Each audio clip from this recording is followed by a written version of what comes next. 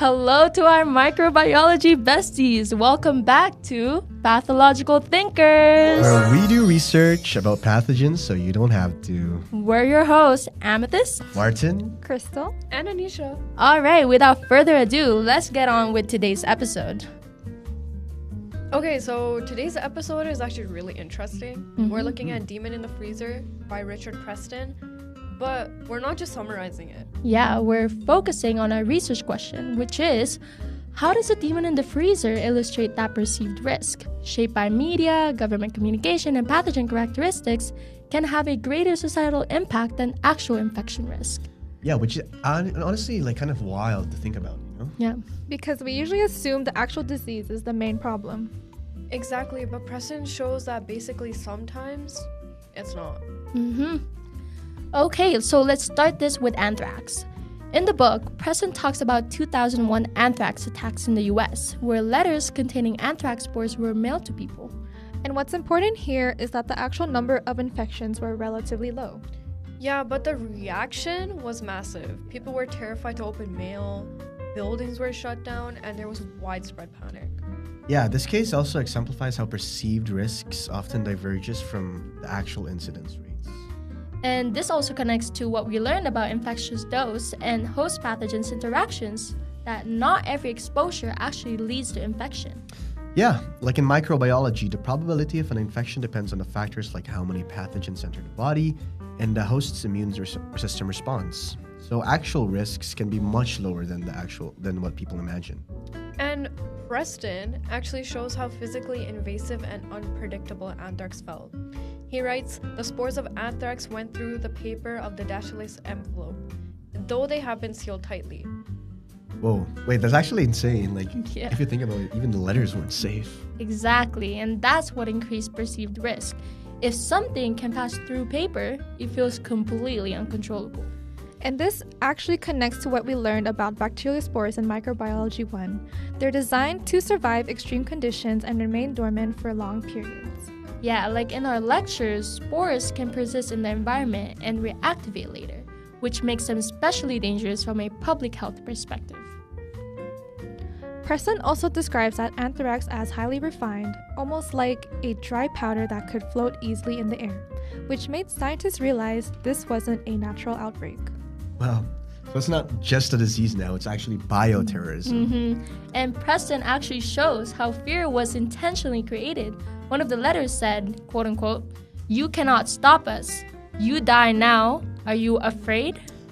That's actually like psychological warfare, dude. Yeah, bro. Exactly. And this goes beyond infection risk. The goal is to create fear, not just spread disease. This reflects a key concept in public health: risk communication. When people don't understand the risk, fear fills that gap. And also the availability heuristic. People judge risk based on what feels vivid or scary, not what's statistically likely. Whoa, so even though anthrax wasn't infecting millions, it felt like it could. And that actually also connects to our lecture on microbial growth curves, where populations grow exponentially under the right conditions. Yeah, so even a small number of spores could theoretically lead to rapid increases, which makes people imagine worst-case scenarios. So this directly supports our research question, because even though the actual infection rate was low, the perceived risk caused widespread fear and behavioral changes across society. Yeah. Okay, so let's actually go a bit deeper here. Let's go a bit deeper into why anthrax was so scary from a microbiology perspective. Yeah, because it's not just a bacteria, it's how it behaves. Exactly.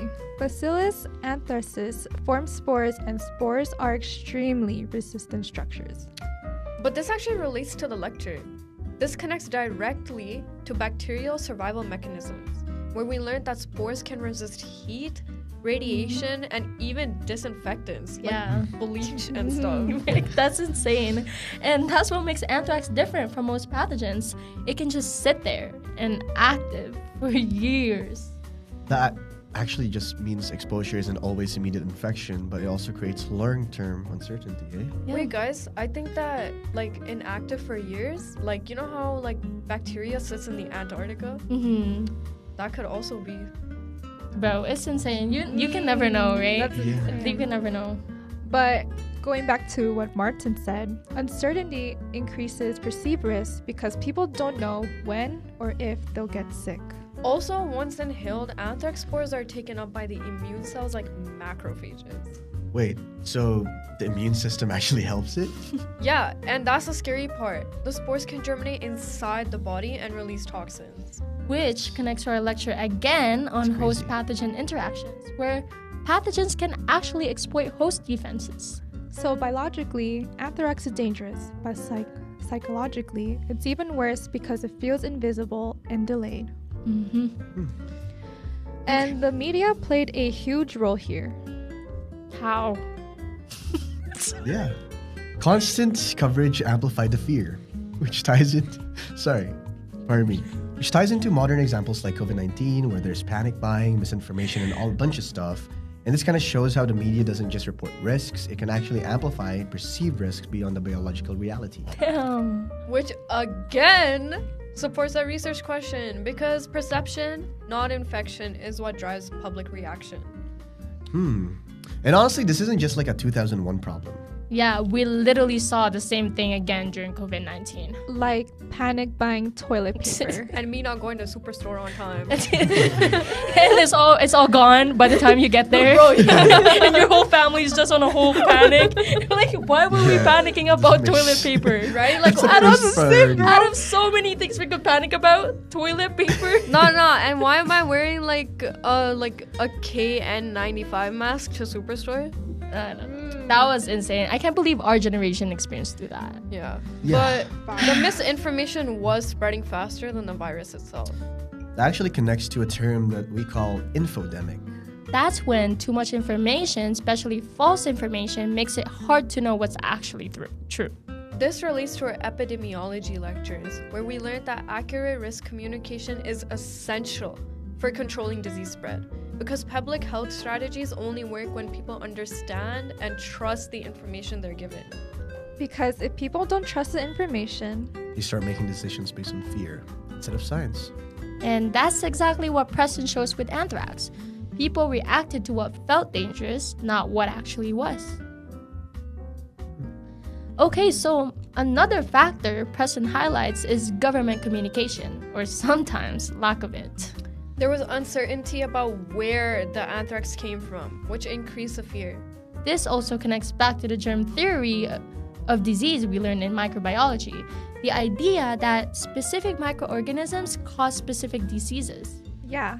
And because we understand pathogens scientifically now, governments can design targeted responses, but when communication is unclear, public fear can still take over. Even experts, like scientists, react emotionally. Preston says, I started to vibrate at the visceral level. I went bananas. Even like scientists were acting like Like, that. yeah, That's- like They were bananas. reacting like that. And that's huge. If even experts feel fear, it shows how powerful perceived risk is. Like, imagine you go to the doctor and he's just And like, he just starts panicking on you. he starts I'm going going bananas. bananas. You got anthrax. You got anthrax. I went bananas. Okay. And all of this leads to behavior changes. Yeah, Preston even explains this on how people react on a large scale. Quote unquote, 1/3 of the population will try to flee. And that's not just fear, that's societal breakdown. Exactly. And this shows how perception drives behavior more than actual infection rates. And this is a key example of how perceived risk can lead to large-scale social disruption, even when actual disease impact is limited. And the reaction Preston describes actually have a biological basis too. You mean like a stress response? Yeah, specifically fight or flight. I've heard of that term before. This connects to even our basic physiology class.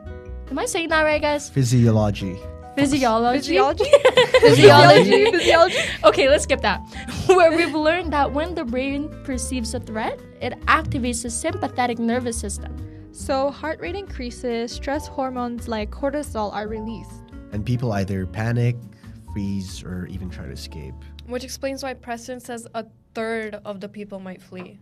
So it's not irrational. It's actually a biological survival mechanism. But in modern society, that response can cause more harm than the disease itself. Sorry, Now- guys. Sorry, guys. We took a little break, Yeah. but we're back now. We needed that water break. Yeah. Yeah. So now let's compare that to smallpox. Smallpox. Yeah, unlike anthrax, smallpox is extremely contagious and historically deadly. We always see it in the movies. Yeah. Mhm. Yeah. Preston describes this as, quote unquote, the most dangerous virus to the human species. So here, the fear actually matches the biological risk. Yeah. Sorry, guys, my mic is not working. Okay. He also explains how fast it spreads. Each person infected with smallpox might give it to between 3 and 20 more people, as he quoted in the book. And this directly connects to epidemiology Epidemiology. concepts we learned in class, specifically the idea of R naught, or the basic reproduction number, which essentially determines how fast a disease spreads. And in our lectures, we also saw how diseases with higher transmission rates can grow exponentially, which matches how Preston describes smallpox spreading. That's exponential spread, which in epidemiology explains why outbreaks escalate so quickly. That also ties into microbiology, where we actually model this using exponential growth equations, where the population size proportionally increases to its current size over time. So what Preston describes isn't just theoretical, it's exactly what we learn mathematically in class. And even though smallpox was eradicated, Preston emphasized that variola exists officially in only 2 repositories. So it's not actually gone, it's just being controlled. And there's also the fear of future misuse. Preston writes, I could see a bioengineered strain of smallpox getting into a terrorist's hands, and that's my fear. And that fear based on possibility, not reality. So in both cases, it's not just the biology of the pathogen, it's how people perceive the threat that determines the societal impact. Yeah. But one major difference with smallpox is that we actually have a vaccine for it, right? You're right, and that's huge. This connects to our lecture on immunization and adaptive immunity, where vaccines train the immune system to recognize pathogens before exposure. Which is how smallpox was eradicated globally. Yeah, through mass vaccinations and campaigns, essentially. And also herd immunity. Yeah, herd immunity means that when enough people are immune, the disease can't spread effectively. Yeah, this links to That one's a hard one, I know. Yeah, That yeah. one's a hard word. concepts. If the effective reproduction number drops below 1, the outbreak dies out. So even though smallpox is biologically more dangerous than anthrax, Society has more control over it, which reduces perceived risk. But precedent shows that fear still exists because of the possibility of re-emergence. So, when we compare anthrax and smallpox, we see something really important here. Do you guys see it? Yeah. Yep. Anthrax had low infection but caused a massive fear. smallpox also has high potential risk but under controlled presence. And in both cases, perceived risk shape behavior more than the actual infection rate. Yep, you guys saw it. Told it. So, when we look at all of this together, Preston isn't just describing pathogens, he's showing how society responds to them. Yeah, and more importantly, actually, he shows that psychologically and social response to disease can actually be a lot more disruptive than the disease itself. Because fear spreads faster than infection. And unlike pathogens, fear doesn't require exposure. It spreads through information, uncertainty, and perception. Which is exactly why perceived risk can outweigh actual infection risks. So, at this point, we can ask, why does fear spread faster than disease? Honestly, it comes down to 3 things. You guys know it. First, uncertainty. People fear what they don't understand. Second, lack of control. Where if something feels uncontrollable, it automatically feels a lot more dangerous. And third, visibility. Invisible threats like spores or viruses feel threatening because we can't detect them. This all connects to microbiology as a whole. Microorganisms are invisible to the naked eye, which historically contributed to fear before germ theory was established. Yeah, so even though science explained these pathogens, Our brains still react emotionally. And that's exactly what Preston is highlighting throughout the whole book. So, to answer our research question, The demon in the freezer clearly illustrates that perceived risk shaped by media, government communication, and pathogen characteristics can actually have a greater societal impact than disease itself. through anthrax, we saw how low infection rates still cause massive fear and disruption.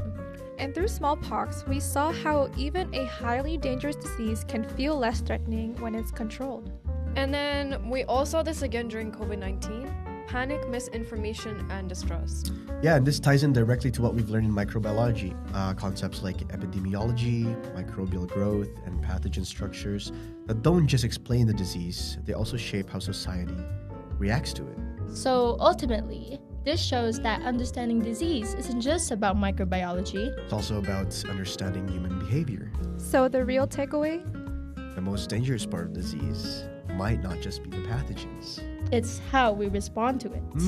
Yeah. Yo, good talk. Yeah, that was good, That guys. was good. Okay. But thanks for listening to us, the Patho-Logical Thinkers. And to all of our microbiology besties, Stay curious. And stay informed. We'll see you next time.